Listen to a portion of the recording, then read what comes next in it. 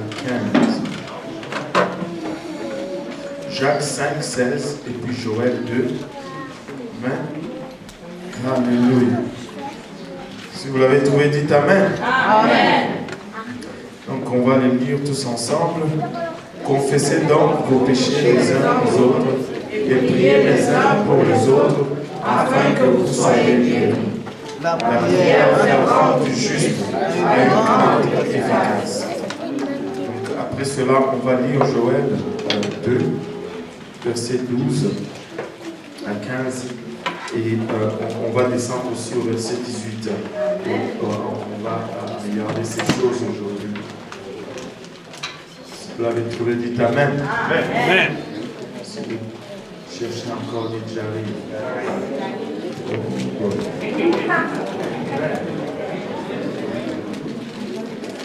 Alléluia. Joël 2. Amen. Amen. On va le lire tous ensemble. Maintenant encore, dit l'Éternel, revenez à moi de tout votre cœur, avec des jeûnes, avec des pleurs et des lamentations.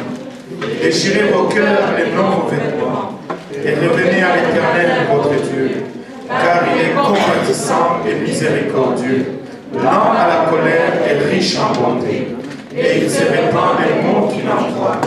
Qui sait s'il ne reviendra pas et ne se repentira pas, et s'il ne laissera pas après lui la bénédiction, des offrandes et des libations pour l'Éternel votre Dieu. Sonnez de la trompette en Sion, publiez un jeûne, une convocation solennelle. Et puis après on tombe au verset 18.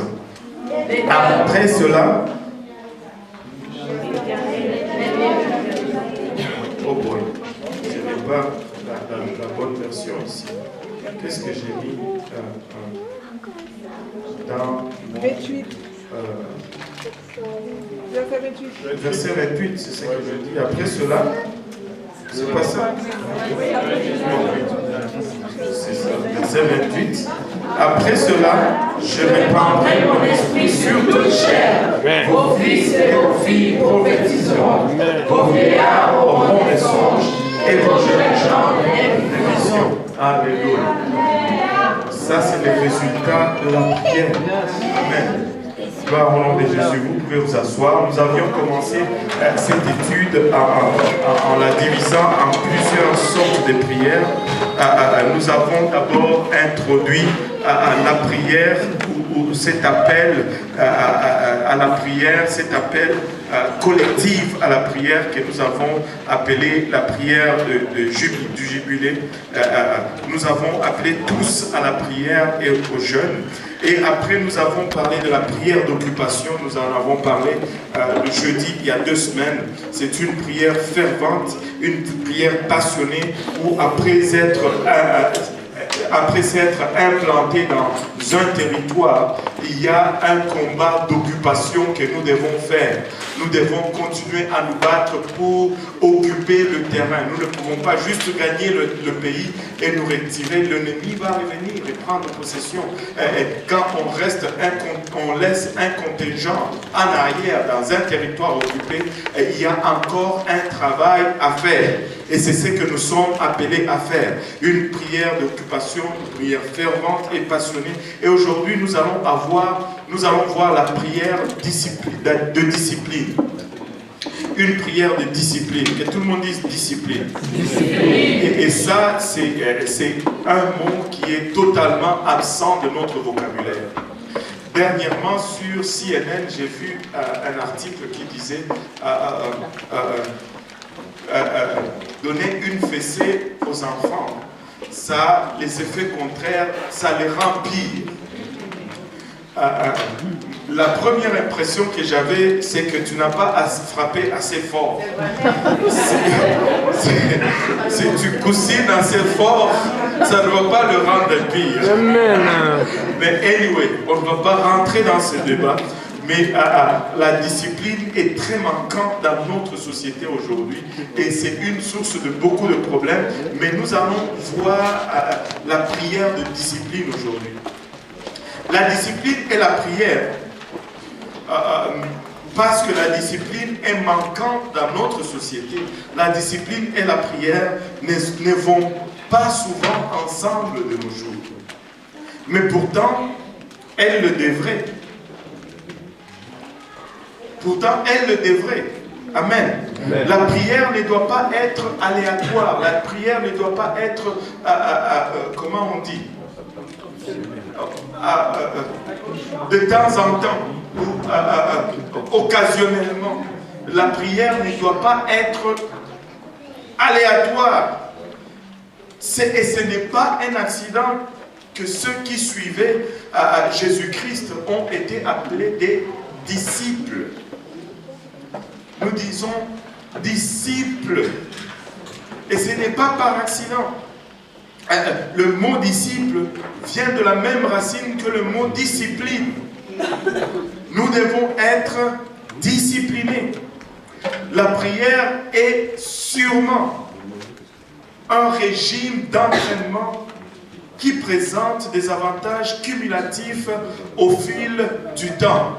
Et comment est-ce qu'on appelle un régime d'entraînement qui va donner des avantages cumulatifs à la longue? On appelle cela une discipline. Tu fais quelle discipline? Tu es dans quelle discipline?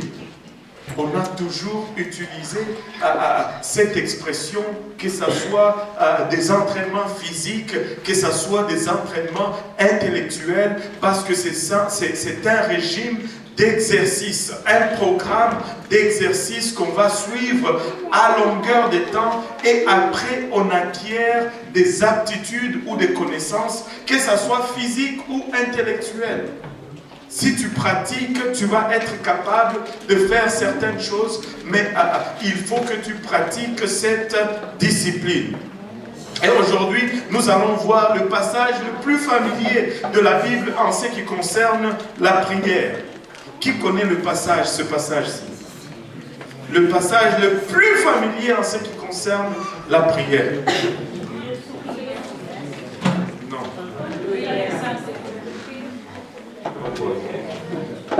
Matthieu 5.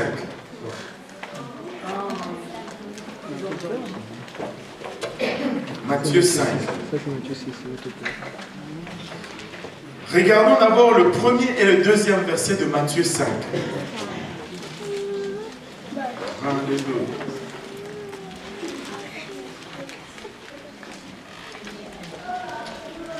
Et on ajoutera Matthieu 6 éventuellement.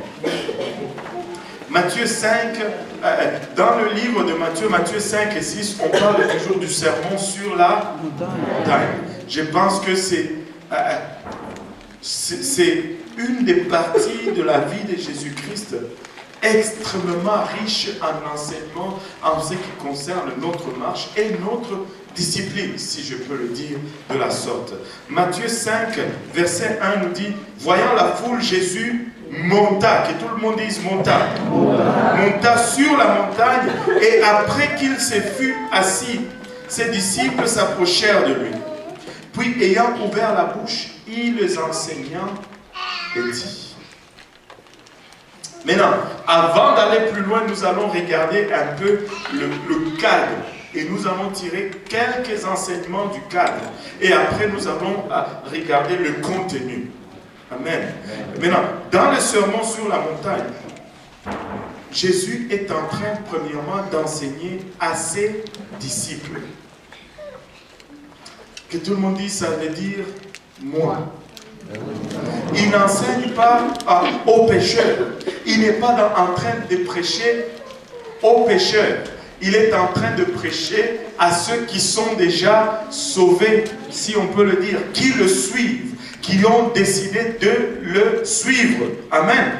Avez-vous décidé de suivre Jésus-Christ? Alors, cet enseignement est pour vous. Alléluia. Il enseigne à ses disciples et non aux pécheurs. Voyant la foule, Jésus monta. Il se retire de la foule et il monte sur la montagne. Et après qu'il se fut assis, ses disciples s'approchèrent de lui, puis ayant ouvert la bouche, il les enseigna. Enseignant à qui? À ses disciples. En fait, le message introduit ces passages pour nous montrer que Jésus s'attend toujours davantage de nous qui sommes ses disciples que des autres qui ne sont pas encore ses disciples. Jésus va toujours s'attendre à ce que nous faisions plus que le monde. Amen. Nous devons faire plus que le monde. Nous devons exceller. Nous devons faire davantage. Les disciples vont faire plus que la foule. Amen. Amen. La Bible nous dit alors qu'il monta, c'est-à-dire il monte plus haut avec ce disciple. Il laisse la foule à un niveau inférieur, mais il prend ses disciples et il monte avec eux à un niveau supérieur. Jésus s'attend à plus de vous. Et après avoir monté avec eux, au lieu où il nous dit qu'il veut, après avoir monté avec lui, au lieu qu'il nous dise ce qu'il veut faire pour nous, il nous dit maintenant ce qu'il veut que nous fassions pour lui. Si nous sommes dans la foule, Jésus va nous dire ce qu'il veut faire pour nous. En d'autres termes, le salut. Et nous ne devons pas rester juste là. Après qu'il nous ait dit ce qu'il veut faire pour nous, c'est-à-dire nous sauver, l'évangile et toutes ces choses, nous montons à une autre dimension où il commence à nous dire maintenant ce que nous devons faire pour lui. Il est toujours question de ce que nous allons faire maintenant pour lui. Amen. Amen. Qu'est-ce que nous devons faire pour lui? Nous devons faire des disciples pour Jésus-Christ. Et le sermon sur la montagne consiste à faire de nous des partenaires avec Jésus-Christ. Le sermon sur la montagne, si je peux le dire, nous devenons... Avez-vous déjà vu les gens qui font l'escalade? Très souvent, ils sont en équipe et ils s'attachent des cordes et ils ont des techniques pour se contrebalancer et s'aider, blablabla, pour monter. Nous devenons des partenaires, nous devenons des compagnons d'escalade parce que nous voulons monter à un niveau supérieur avec Jésus-Christ. Et là, il nous dit qu'est-ce que nous sommes appelés à faire pour lui. Regardez dans Matthieu 6, verset 1 à 1.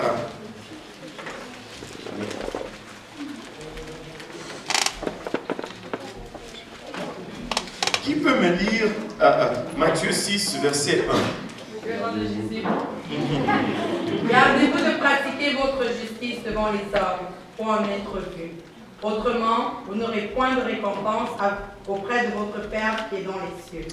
Il commence par donner un avertissement. Gardez-vous de pratiquer votre justice devant les hommes. Pour en être vu, autrement, vous n'auriez point de récompense auprès de votre Père qui est dans les cieux. Maintenant, regardez ceci. Des fois, quand on lit ce verset, on ne tire pas, ça ne nous frappe pas comme ça devrait nous frapper. Et tu sais, quand tu fais un bon exercice, ça fait mal. Et quand ça fait mal, tu sais, waouh, j'ai travaillé dur, mon muscle va grandir. Et des fois, nous lisons comme ça plusieurs passages, on va voir une autre traduction aujourd'hui. Une traduction littérale, Dieu donné, peut-être. On va le dire. Alléluia. Si je lisais autrement ce verset 6, ce verset 1, je dirais ceci: soyez particulièrement prudents. Gardez-vous, soyez particulièrement prudents lorsque vous essayez d'être bon, afin que vous ne soyez pas en train de faire une performance. Lorsque vous faites quelque chose, faites attention de ne pas le faire comme une simple performance devant les yeux des gens. Parce que si tu es devant les gens, c'est une performance. C'est un show que tu es en train de faire. Garde-toi de faire une performance alors que tu es en train de servir Dieu. Ça pourrait être juste du bon théâtre. Mais le Dieu qui vous a créé ne va pas être en train d'applaudir. Ça sera peut-être une très bonne performance, mais votre créateur, ne sera pas en train d'applaudir. En paraphrasant ce verset, le message devient très précis. Parce que Jésus utilise le mot grec dans ce passage, théaomai, qui est la racine du mot français théâtre. Il ne faut pas faire le théâtre. Il ne faut pas faire une performance.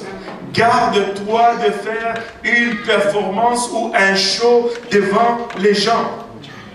Jésus identifie la tentation la plus commune dans les domaines de discipline spirituelle. Et il est question vraiment de discipline spirituelle. La tentation d'élaborer une image publique qui est très différente de notre réalité privée. Si notre réalité publique est différente de notre réalité privée, nous devenons des acteurs. C'est pourquoi le film, ce n'est jamais pour du vrai. J'étais déçu les jours que j'ai appris que le WWF, c'était du théâtre. Il y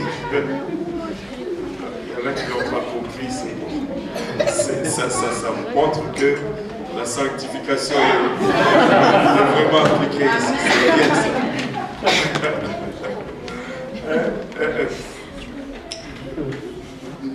Notre réalité publique doit correspondre à notre réalité privée ou personnelle. Sinon, c'est du théâtre, c'est de la performance.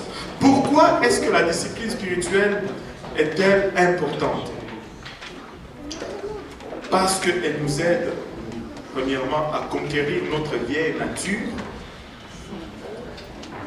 et deuxièmement, à permettre à notre nouvelle nature de gagner l'autorité ou la suprématie de nos trois domaines fondamentaux de combat spirituel.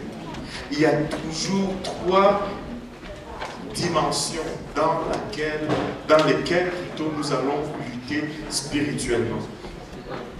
Et si nous n'avons pas de discipline de prière, si nous n'avons pas une discipline spirituelle, nous allons perdre le combat spirituel dans ces trois domaines. Nous voyons ces trois domaines depuis le jardin d'Éden. Genèse chapitre 3, verset 6. Si quelqu'un peut le lire. La femme vit que l'arbre était bon à manger et agréable à la vue. Bon à manger, agréable à la vue. Et qu'il était précieux pour ouvrir l'intelligence. Et qu'il était précieux pour ouvrir l'intelligence. C'est là nos trois domaines de combat spirituel. Et si nous n'avons pas de discipline spirituelle, nous allons perdre le combat dans ces trois domaines. 1 Jean chapitre 2 verset 16 nous dit, parce que tout ce qui est dans le monde, la convoitise de la chair, et la convoitise des yeux, et l'orgueil de la vue n'est pas du Père, mais est du monde. Les trois domaines spirituels dans lesquels nous luttons vont toujours être la convoitise de la chair, la convoitise des yeux et l'orgueil de la vie. Et toute tentation auquel vous allez faire face va venir dans ces trois domaines. Vous n'allez pas être tenté en dehors de ces trois domaines. Il n'y en a pas. Et c'est pourquoi lorsque le Seigneur lui-même est venu, il a été tenté combien de fois?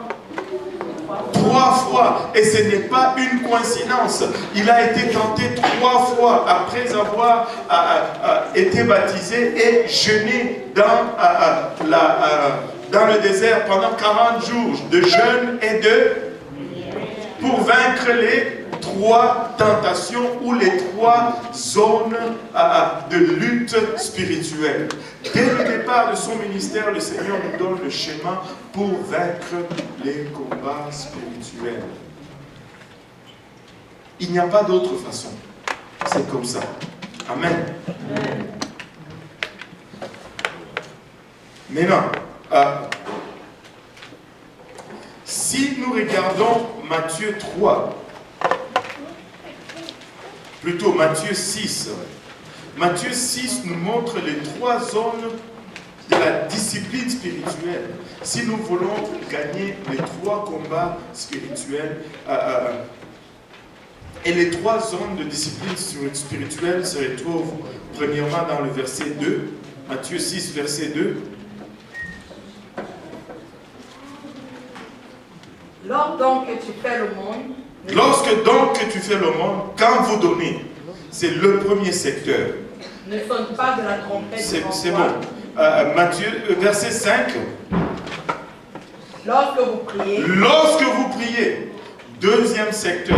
Matthieu, plutôt verset 16. Lorsque vous jeûnez. Lorsque vous jeûnez, ce sont là les 3 disciplines spirituelles dont vous avez besoin pour pouvoir vaincre les combats spirituels dans les 3 zones fondamentales ou les 3 zones de base. Donc Matthieu 6 plutôt nous montre 3 zones de discipline spirituelle dans lesquelles nous sommes tentés de dire plus que nous faisons. Nous sommes toujours tentés de dire que nous donnons plus que nous ne donnons. Nous sommes toujours tentés de dire que nous prions plus que nous ne prions réellement. Et nous sommes toujours tentés de dire que nous jeûnons plus que nous ne jeûnons réellement. Mais quand nous faisons de la comédie dans les choses spirituelles, nous devenons des hypocrites aux yeux de Dieu et littéralement des acteurs qui portent des masques et qui ont déjà leur récompense. La Bible nous dit littéralement dans les mêmes versets, ils reçoivent leur salaire pour leur travail qu'ils ont accompli. Si c'est juste un show et que tu fais un spectacle, on va te donner les applaudissements, le monde va te donner les applaudissements. Jésus n'est pas en train de dire qu'à chaque fois que nous donnons, ou à chaque fois que nous prions, ou à chaque fois que nous jeûnons, nous devons le faire en cachette. Ce n'est pas ce qu'il est en train de dire. Et on va le voir un après l'autre. Qu'est-ce qu'il veut vraiment dire par là? Je ne veux plus que personne me voie prier. Si je suis en train de prier, que quelqu'un rentre, j'arrête. Je dois être en secret. Ce n'est pas ça. Amen.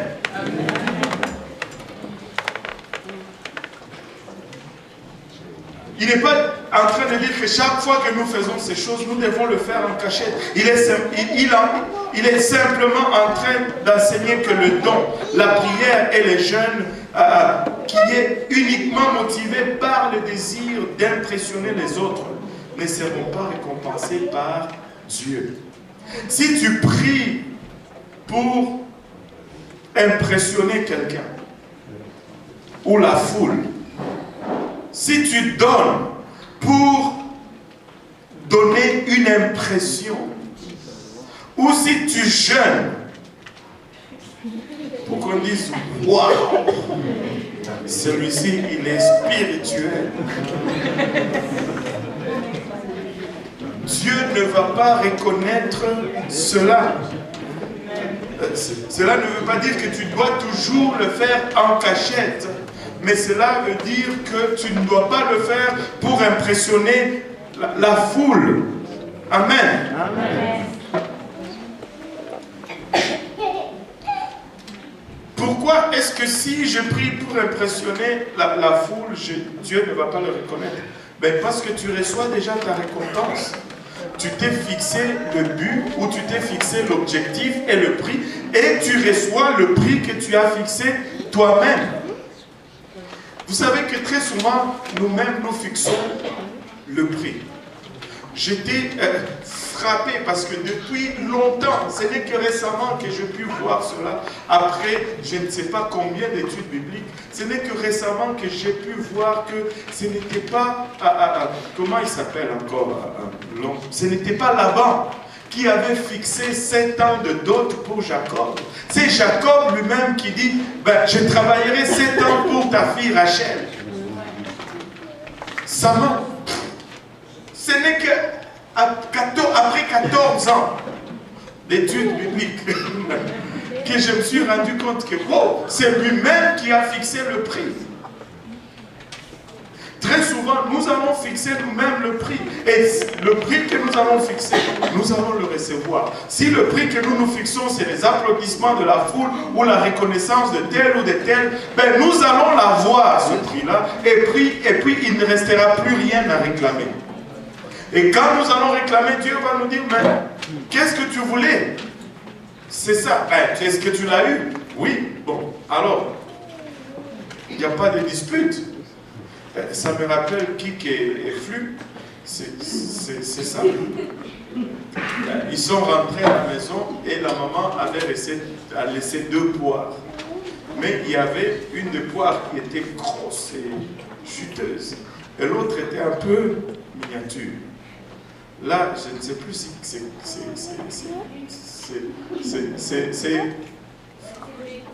le petit, il s'appelle Flu. C'est lui qui dit, bah, prends en premier, toi. Et là, Kik dit, non, toi prends. Il dit, non, non, toi prends. Tu es sûr? Tu veux que je prenne en premier? Il dit, oui. Et il prend le plus gros. Et là, l'autre avait plein d'interrogations. Et là, il prend le petit qui restait, il commence à manger. Il dit, ben, en tout cas, si moi j'avais pris le premier, j'allais prendre le plus petit. Et là, l'autre le regarde, mais tu l'as le plus petit.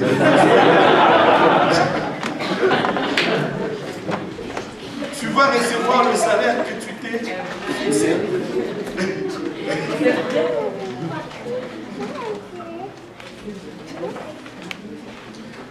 En recherchant juste la reconnaissance des gens, nous éliminons la meilleure récompense, qui est celle qui vient de Dieu. Écoute, un homme ne peut pas te donner plus que Dieu ne peut. C'est tout.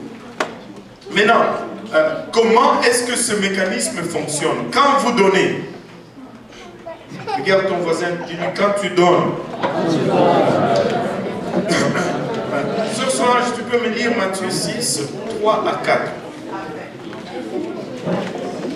Mais quand tu fais le monde, que ta main gauche ne sache pas ce que fait ta droite, afin que ton aumône se fasse en secret, et ton Père qui voit dans le secret te le rendra.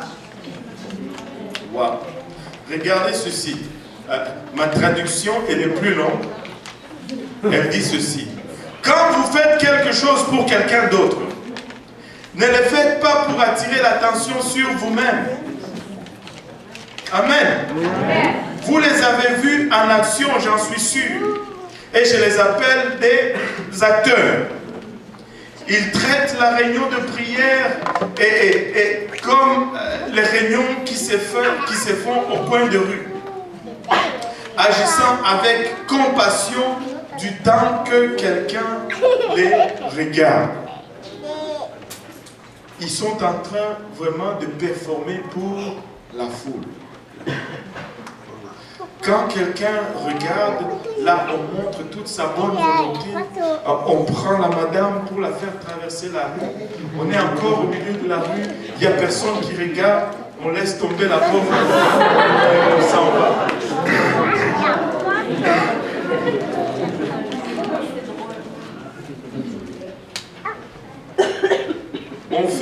On donne pour se faire voir. L'offrande.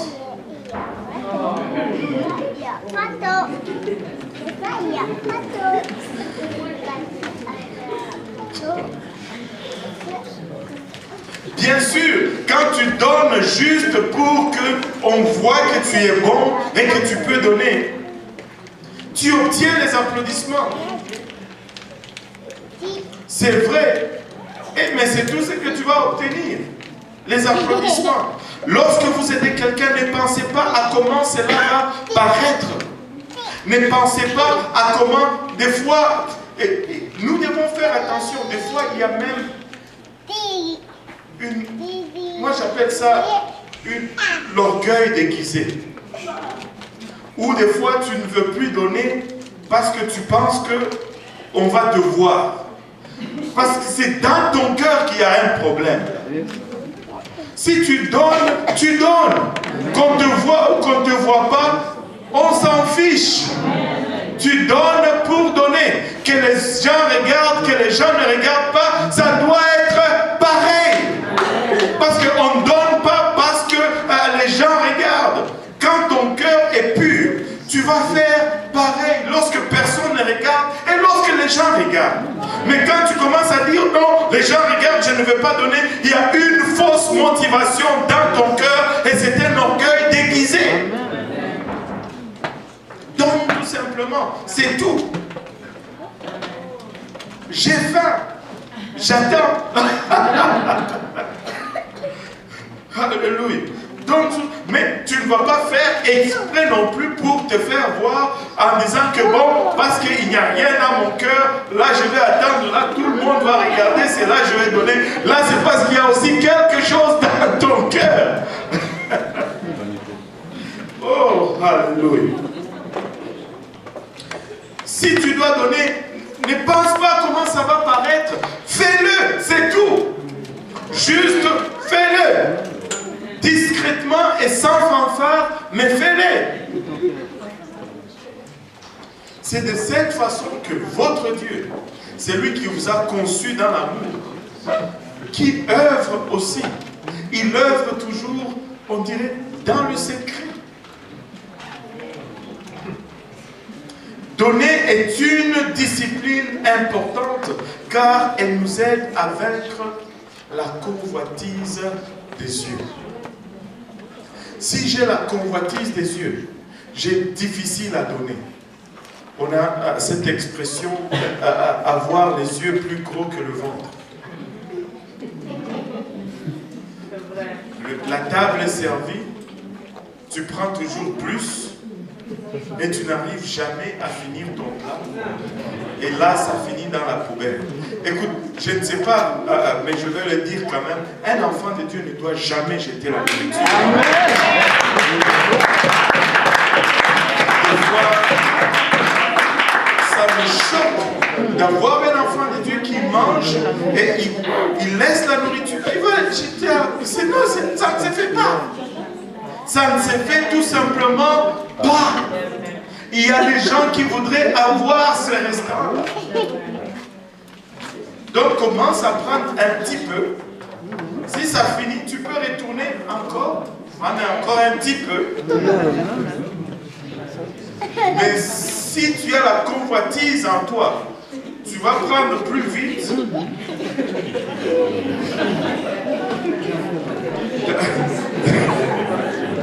Dans ma langue, on appelle ça Chatam-Bwam. Ça, ce n'est pas du Swahili, c'est vraiment dans ma dialecte. C'est-à-dire Chatam-Bwam. Qu'est-ce que cela signifie? Cela signifie qu'on te fait, tu sais, le foufou là. On te fait une boule de foufou qui est tellement haute qu'un chien ne peut pas sauter. Un chien a échoué de sauter de l'autre côté de ton rond.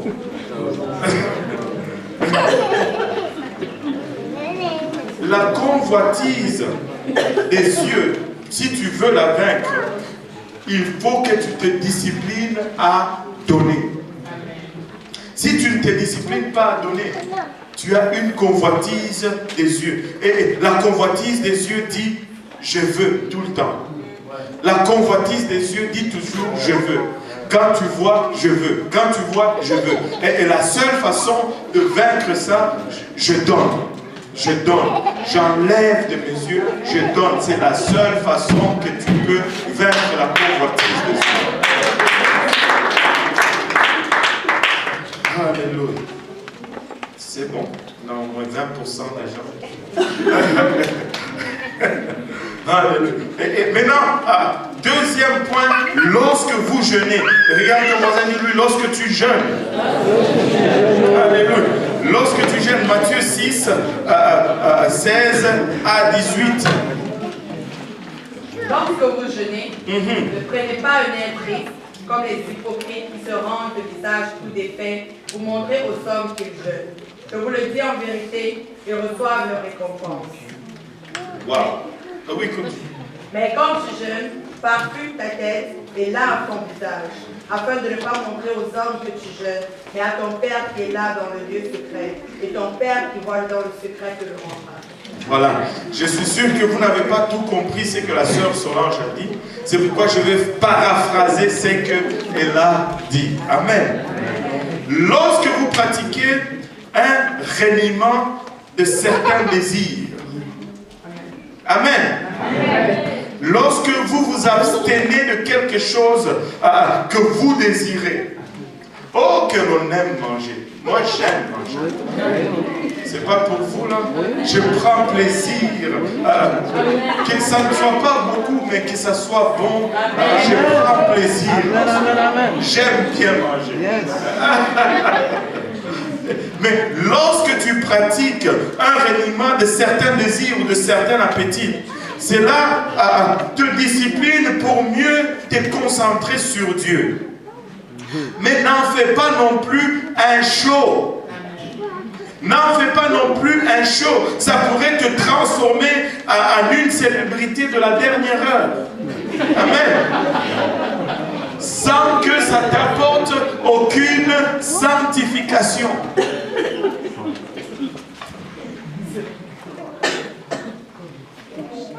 Donc, si vous entamez ces jeûnes, si vous entamez cette formation intérieure, agissez normalement à l'extérieur.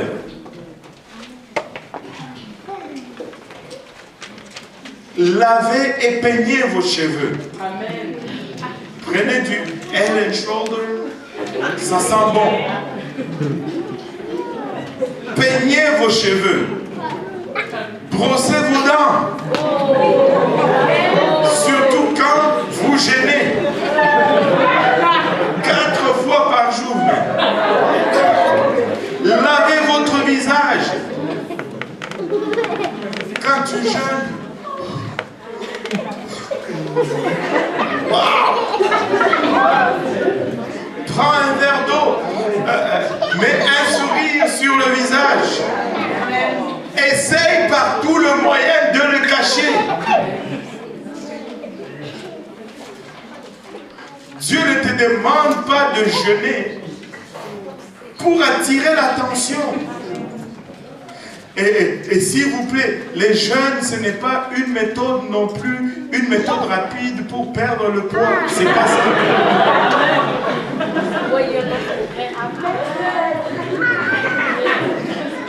Si tu fais cela comme ça, tu vas voir, tu vas gagner plus de poids que tu vas en perdre. Ah oui. Regardez ça. Je pensais qu'un jeûne, ça allait aider ça, mais ça ne l'aide pas. Les jeûnes, c'est spirituel. Ça travaille l'intérieur. Donc, ne prenez pas des airs accablés, laissant les traces en arrière parce que vous ne pouvez plus lever vos pieds. Ce n'est pas ça le jeûne du Seigneur. Lave-toi, mets un beau vêtement, sois propre et que ton visage rayonne. Tu vas arriver à un moment donné dans le jeûne où, veux pas, ça va se voir. Mais ce n'est pas là notre problème. On s'en fiche. Encore une fois, si dans ton cœur la motivation est bonne, que les gens le voient et que les gens ne le voient pas, ça va être pareil. Ça va être pareil. Amen. Tu ne gênes pas pour attirer l'attention sur toi. Dieu n'exige pas ou ne demande pas des affaires qui attirent l'attention sur nous. Des fois, on a l'impression que si le monde ne voit pas qu'on jeûne, Dieu ne va pas réaliser que nous jeûnons. Non, il ne va pas oublier ce que vous êtes en train de faire. Il va vous récompenser et il va le faire très bien. Mais faites-le comme si vous le faites pour le Seigneur et non juste comme une action de théâtre, comme un acteur. Amen. Les jeûnes est une discipline importante car elle nous aide à vaincre la convoitise de la chair. La convoitise de la chair dit toujours « j'ai besoin ». La convoitise des yeux dit « je veux », mais la convoitise de la chair dit toujours « j'ai besoin ». Est-ce que tu as vraiment besoin? On a besoin de manger, mais des moments, il faut dire non pour vaincre cette convoitise de la chair. Amen. Les jeûnes est négatif pour la chair. C'est pourquoi elle permet à nous vaincre la chair. Mais le jeûne est positif pour l'esprit. Il intensifie. S'il y a quelque chose qui va intensifier votre vie de prière, c'est le jeûne. Tu sais, quand tu jeûnes,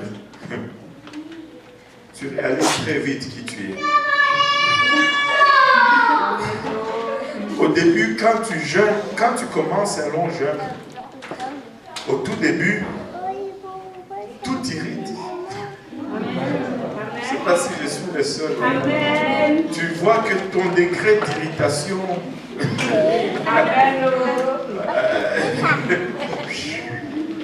ça ne prend plus beaucoup. Pourquoi? Parce que la chair est exposée. Et c'est là que ça te permet. Et après, quand la chair est fatiguée, affamée, tu réalises finalement que bon, finalement cette affaire ne vaut pas grand chose. Du temps que tu la nourris, elle n'est rien. Du temps que, je veux dire, tu ne la nourris pas, elle n'est plus rien. Le jeûne nous permet vraiment de vaincre la convoitise de la chair. Et la convoitise de la chair dit toujours, j'ai besoin. Maintenant, regardez Marc 9.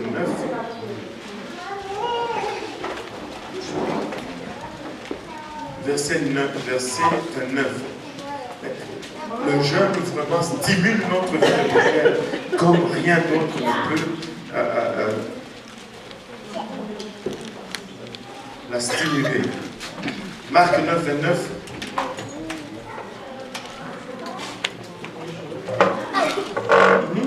Cette espèce-là ne peut sortir que par la prière et par le jeûne. Waouh! Cette espèce-là, Jésus leur dit, cette espèce-là ne peut sortir que par la prière et par le jeûne. Il y a de ces choses qui ne vont arriver que par la prière combinée au jeûne. Pourquoi? Parce que c'est seulement le jeûne qui peut nous faire entrer dans cette autre dimension de la prière. Amen. Votre jeûne est entre vous et Dieu. Le jeûne, c'est entre vous et Dieu. Et non pour impressionner qui que ce soit quant à combien spirituel vous êtes.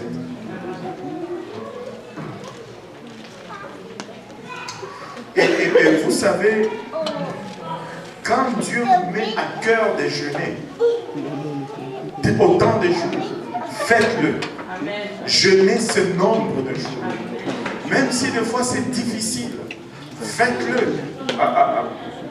Parce que si vous arrivez jusqu'à la fin, vous allez voir, et que ça reste vraiment entre vous et Dieu. Je me rappelle, une fois, Dieu m'a demandé de jeûner un long jeûne. Et quand j'ai commencé mon jeûne, tu sais, des fois, il y a souvent 3 voix qui nous parlent.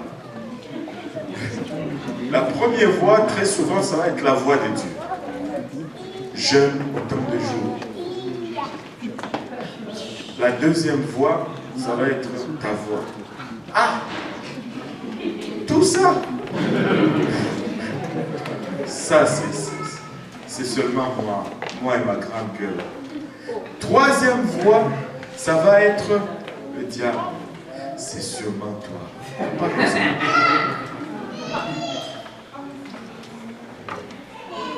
Et là, tu oublies le jeûne. Alors que Dieu t'a parlé. Écoute, ta chair ne va jamais te demander de jeûner. Le diable non plus. Alors si tu entends une voix qui te demande de jeûner, il est très très très fort probable que ce soit Dieu et lui seul.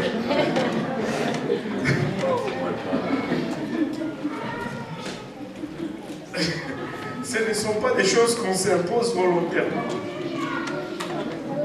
Et Dieu m'a demandé de jeûner ce nombre de jours. Et il y avait une situation pour laquelle je ne savais vraiment pas quoi faire. Et Dieu dit jeûne. Et je commence à jeûner. Au tiers du jeûne, 2 personnes viennent et ils me confirment, Dieu t'a donné ce que tu demandes. Là, j'étais tenté. Waouh! Si Dieu m'a déjà donné. Alléluia! Le jeûne est fini. Et tu sais, c'est que tout le monde aime du jeûne, vraiment, c'est quand on le brise. Et il n'y a rien d'aussi agréable que de briser le jeûne. Et là, c'était comme, ouh, alléluia. Et là, une petite voix qui me dit, est-ce que Dieu t'avait donné ce jour pour rien? Non. Là, j'ai continué. Continue. On arrive aux 2 tiers. Et exactement, jour pour jour, aux 2 tiers, bang! Une bombe atomique. Une autre petite voix qui dit, tu vois, c'est fait. Arrête maintenant. Il fallait continuer l'autre tiers. Et l'autre tiers, c'était cette guérison qui devait venir par la suite. Tu commences un jeûne. Si Dieu t'a parlé, va jusqu'au bout. Des fois, oui, je comprends, des fois tu commences un jeûne et le corps refuse, tu arrives, Dieu te dit, ok, jeûne à 6 jours, tu arrives à 2 jours, tu tombes. Écoute, recommence le 3e jour, recommence. Je me rappelle toujours d'un grand homme de Dieu qui est venu ici, il disait, la première fois que Dieu me dit de jeûner 14 jours, j'étais comme, wow, ouais Seigneur, 14 jours. Et moi, d'où j'étais assis, je dis, toi, je pensais que tu en jeûnais 30, 60.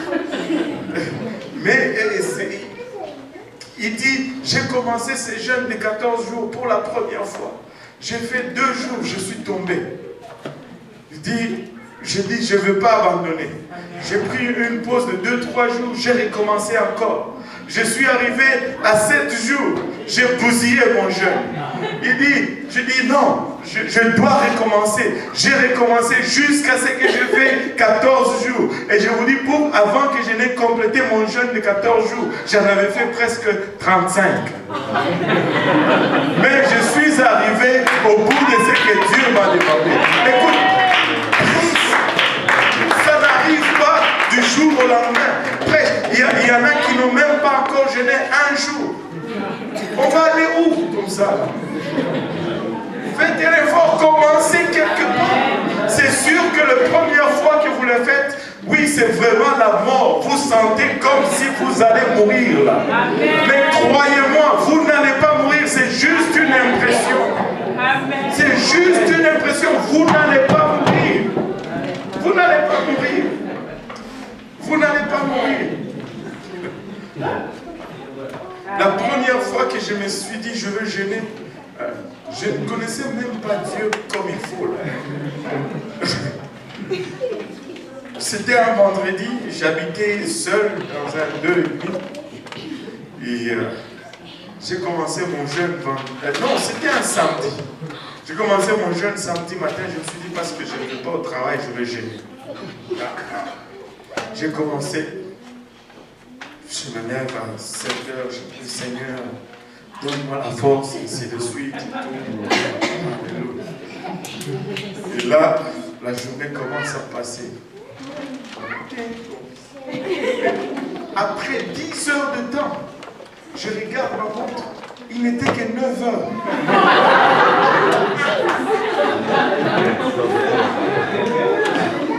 Il n'était que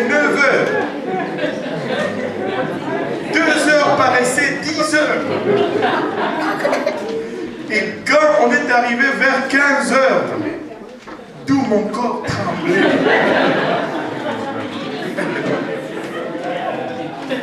Il n'y avait rien à manger dans la maison à part des tomates. Je vous dis,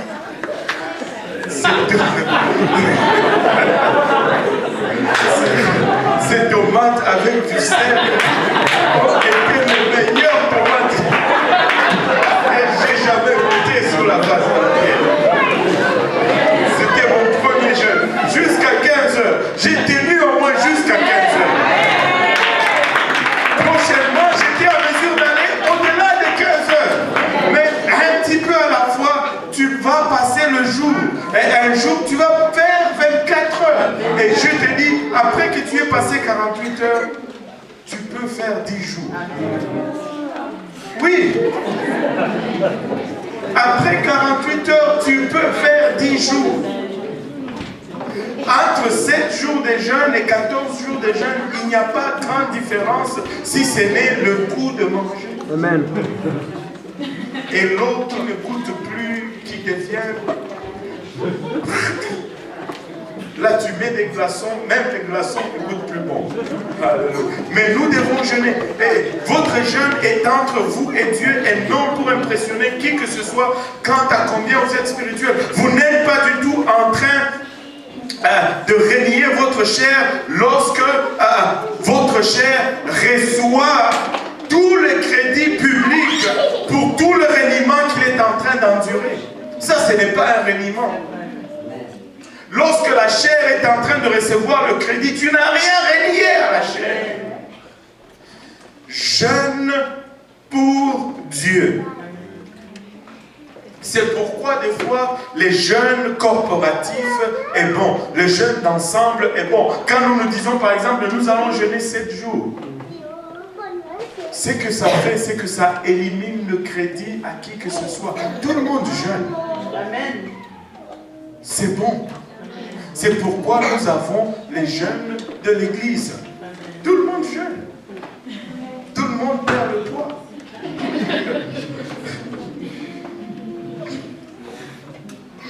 Alléluia. Quand vous priez, que tout le monde dise quand vous priez. Alléluia. Matthieu 6, 5 à 9.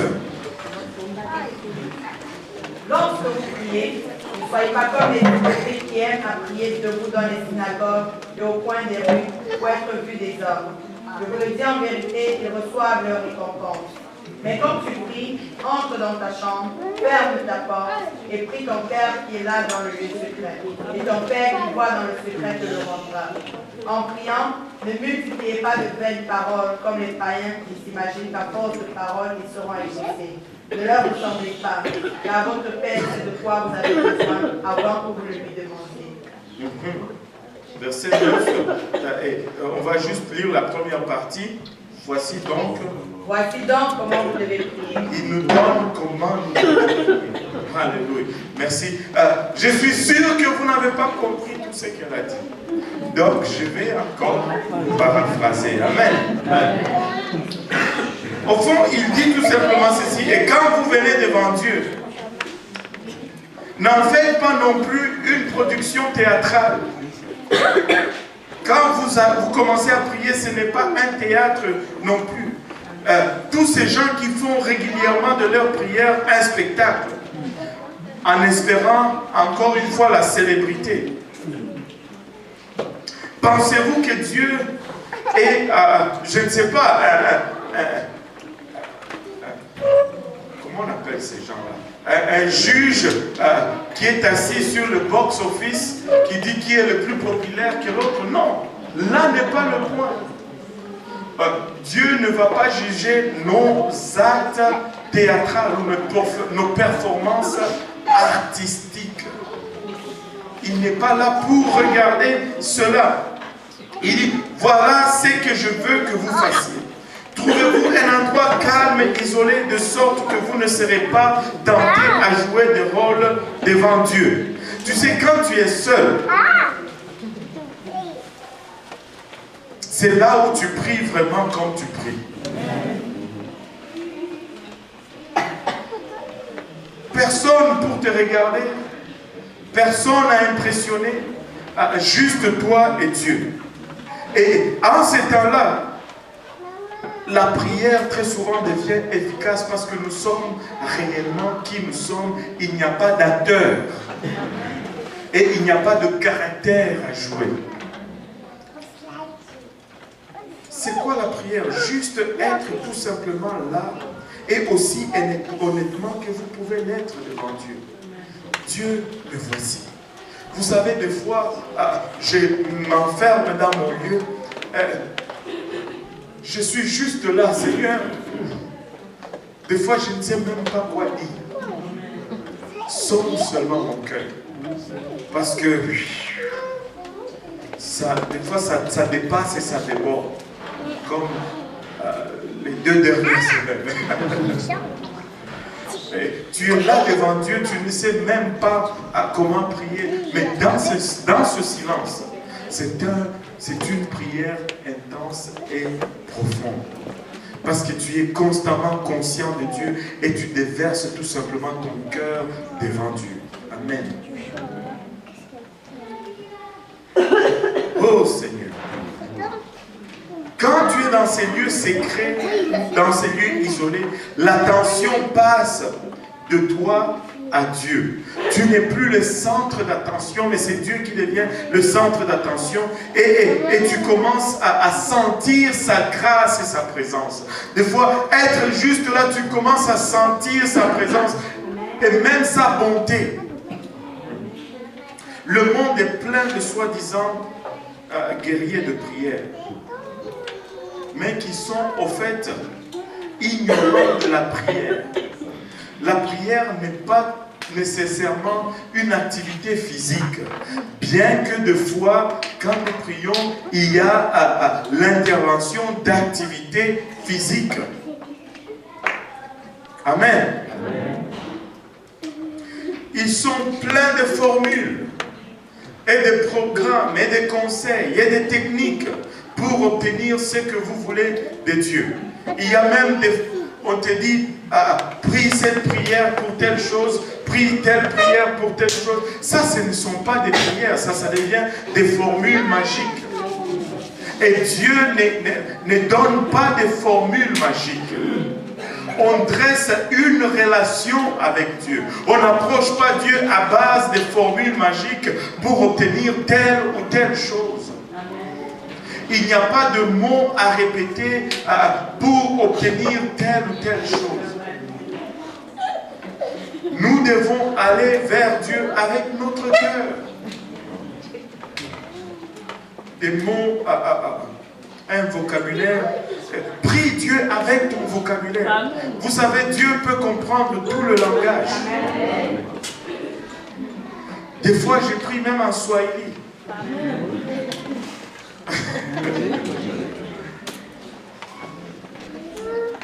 Il comprend toute langue.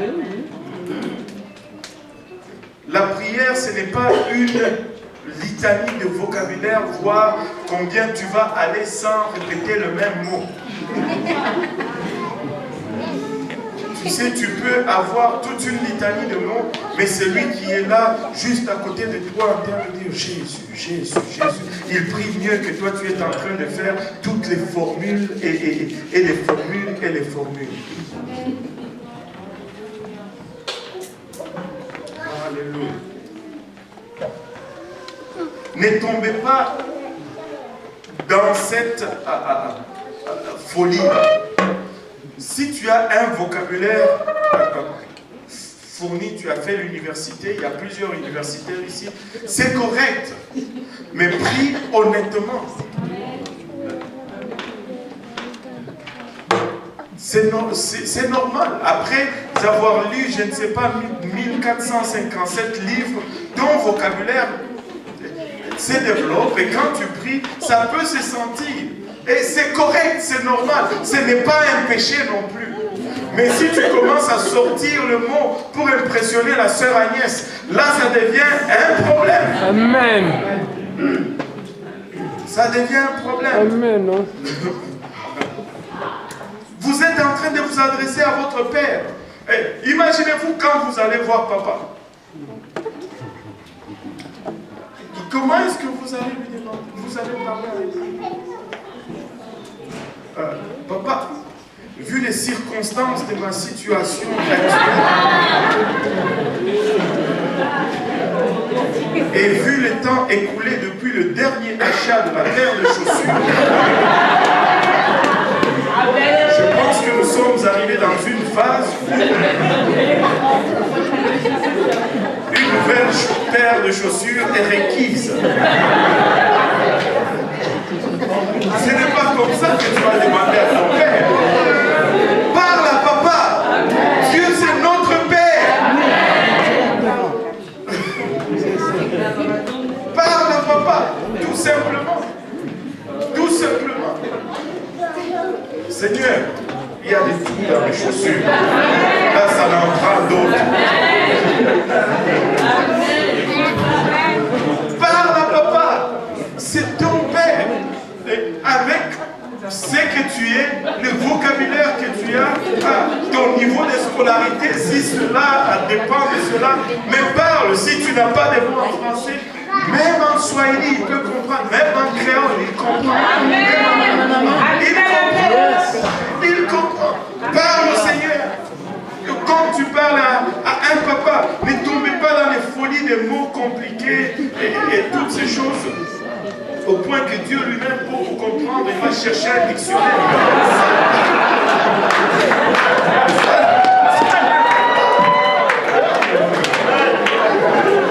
Et là, après, tu commences à te plaindre. Ma requête a trop tardé. Il dit, mais attends, je n'ai pas compris, je dois chercher dans le dictionnaire. Oh, aide-nous, Seigneur. Que Dieu nous aide. Ne tombez pas dans cette folie. Vous êtes en train de parler à votre papa. Il sait mieux que vous ce dont vous avez besoin. Avec un Dieu aimant comme celui que nous servons, vous pouvez prier tout simplement comme ceci, le Seigneur nous dit. Vous pouvez prier tout simplement comme ceci. La prière est une discipline importante car elle nous aide à conquérir l'orgueil de la vie. L'orgueil de la vie dit: je suis en charge, c'est moi le responsable. Et si tu ne pries pas, tu es en train de dire à Dieu, je peux le faire par moi-même. Je suis en charge, je suis capable. Je suis capable. Tu sais, quand tu dis trop, je suis capable, c'est une manque de maturité. Les enfants de 2 ans, tu veux lui mettre son atout. Je suis capable. Je suis capable. Je suis capable.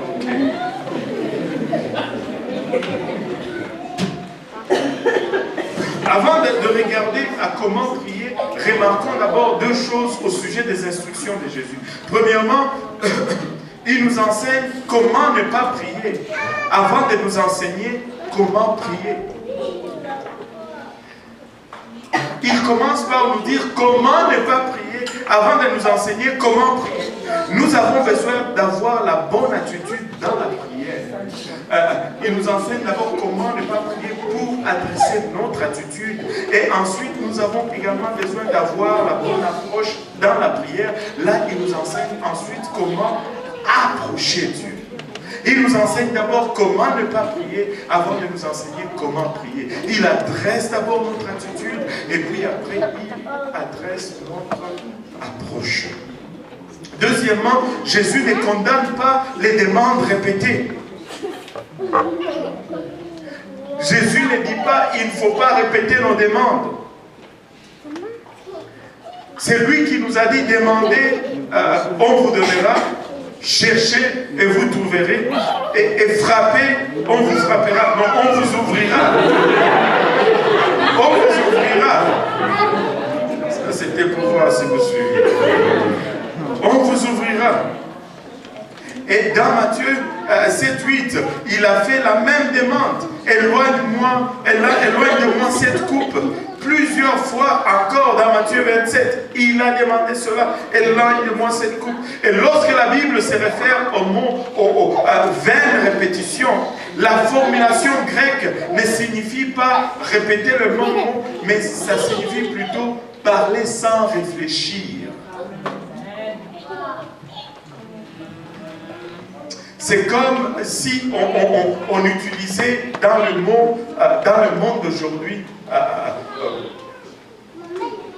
éviter les vaines répétitions. C'est comme si vous voyez les disques là, quand c'est rayé, le CD qui sont rayés, ça va aller.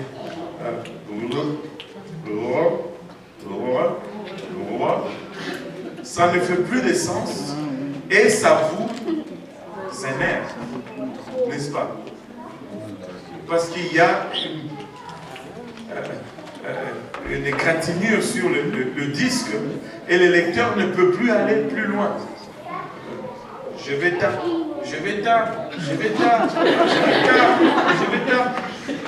Ça ne fait plus de sens. C'est de cela que la Bible dit. Ce n'est pas à répéter une demande. La Bible nous enseigne à demander avec persistance, à demander avec importunité.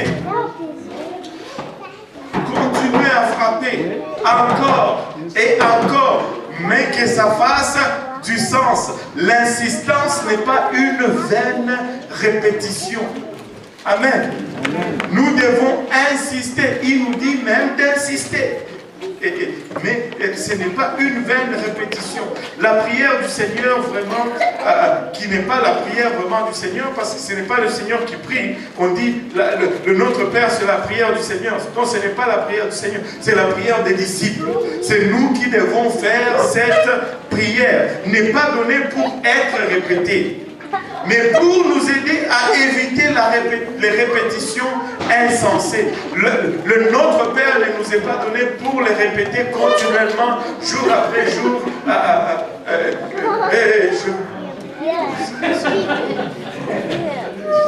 J'étais traumatisé par Chapelet aussi. Ce n'est pas ça ne nous a pas été donné pour répéter continuellement, mais ça nous donne une structure quant à comment prier. Alléluia.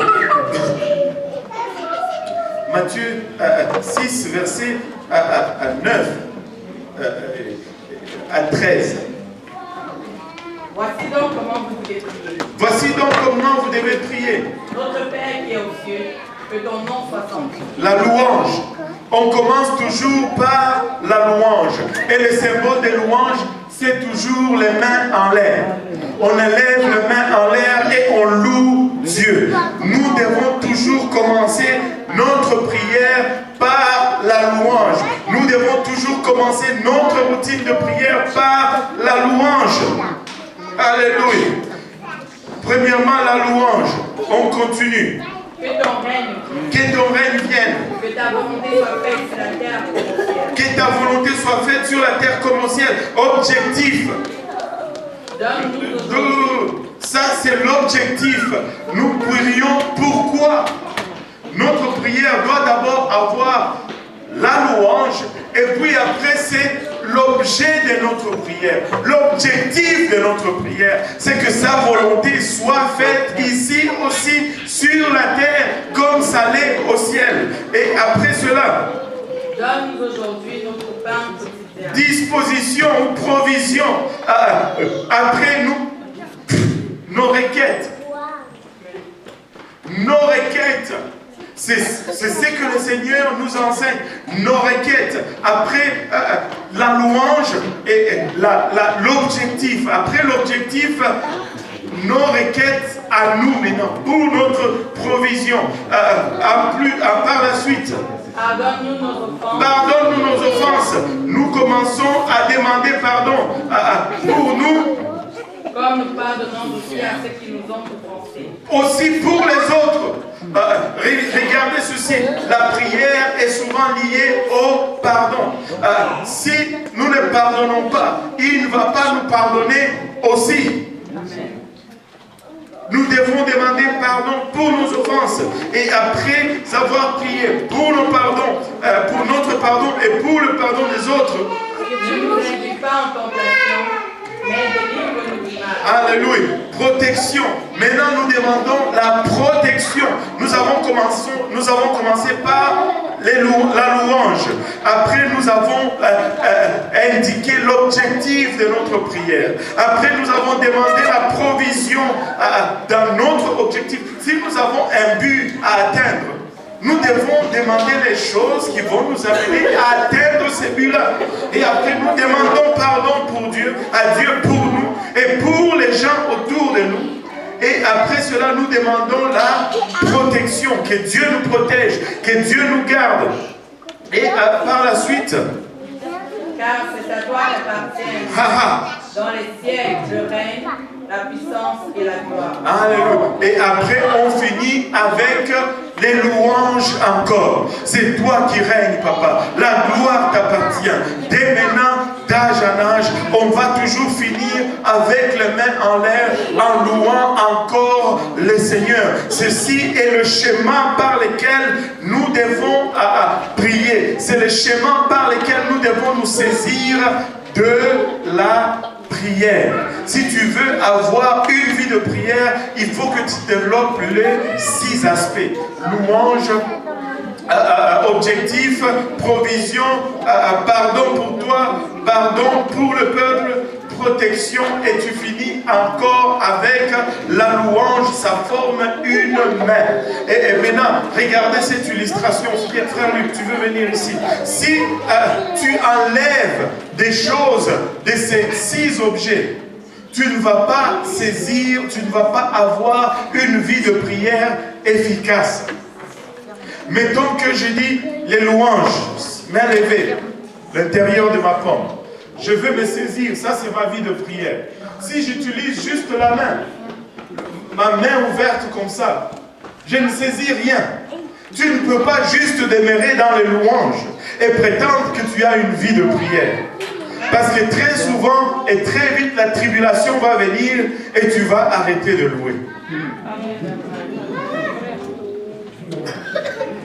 Et s'il veut partir, il s'en va. Un peu fort. Maintenant, je ne peux pas utiliser juste les louanges avec l'objectif. Juste comme ça. Je ne peux pas le retenir. S'il veut sortir, il va sortir. Bien que j'essaie de l'agripper, je ne serai pas capable. Mais si j'ajoute après l'objectif, j'ajoute la provision. Et ça montre toujours, c'est l'index. Je pointe ce que je veux. Alléluia. Bonus. Je commence à avoir une prise, mais je n'ai pas une bonne prise. S'il veut sortir, mais j'ai peut-être choisi quelqu'un de trop fort. Il va sortir quand même. Mais si j'ai tous mes 5 doigts avec ma pomme, les louanges, l'objectif, la provision, le pardon pour moi, le pardon pour les autres et la protection, et j'ai fini encore les louanges, qu'est-ce que j'ai? J'ai une bonne poigne. Là, s'il veut sortir, je ne peux plus laisser. Non, tu ne pars plus. Tu as une bonne prise sur ta vie de prière.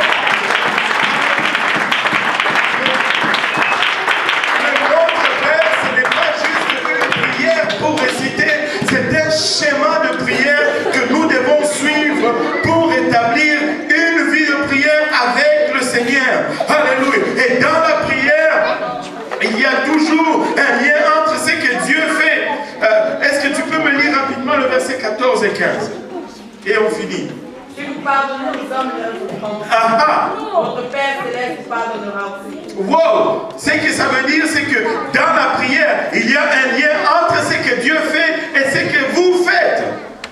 Mais si vous ne pardonnez pas aux hommes, votre Père ne vous pardonnera pas non plus. Vous ne pouvez pas obtenir le pardon de Dieu sans aussi pardonner aux autres. Si vous refusez de faire votre part, vous vous coupez de la part de Dieu. Si tu ne fais pas ta part, Dieu ne va pas faire sa part. Le pardon, ce n'est pas pour rien que nous allons commencer cette étude avec le pardon. Le pardon, est nécessaire pour nous permettre d'entrer dans une vie de prière solide, intense et efficace. Et la prière du juste est une grande efficace. La prière fervente, notre prière doit être fervente. Ça veut dire qu'elle doit être bruyante, elle doit être chaude, mais elle doit être aussi efficace. Amen. Lèvons-nous tous ensemble.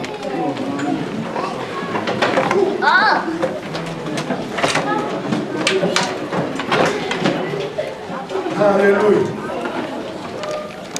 Nous devons nous saisir de la prière.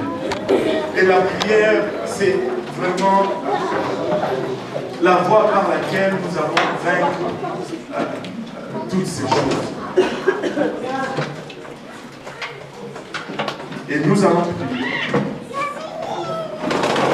Avant de partir, Seigneur, Père Céleste, nous te rendons grâce encore une fois, Papa, pour ton amour, ta bonté, ta fidélité.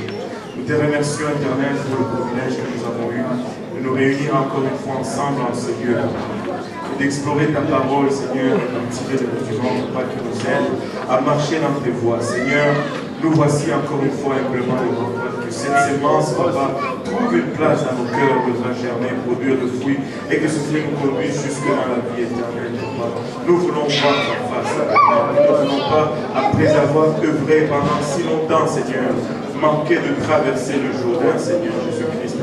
Aide-nous à développer cette vie de prière, Seigneur. Aide-nous à avoir, Papa, cette vie de prière, Seigneur. Cette vie d'intimité avec toi, Seigneur. Cette vie dans laquelle nous nous retrouvons, Papa, face à toi, Seigneur. Où tu es libre, Papa, de sonder nos cœurs, Papa, et d'en arracher, Papa, toute œuvre morte, Seigneur Jésus-Christ. Aide-nous, Papa, étends ta main sur nous, Seigneur. Nous te prions, Père. Alléluia. Étends ta main sur nous, Seigneur. Nous te prions. Garde-nous, Papa, pour le restant de la soirée, le restant de la semaine, jusqu'à ce que nous nous rencontrons prochainement, Seigneur. Garde chacune de tes filles, chacun de tes filles sur leur chemin de retour, Seigneur, et préserve-le de toutes parts. Papa, et que ta main, ta bénédiction et ta provision nous accompagnent. Au nom de Jésus, nous te prions avec action de grâce. Que tout le monde dise au nom de Jésus. Au nom de Jésus. Alléluia.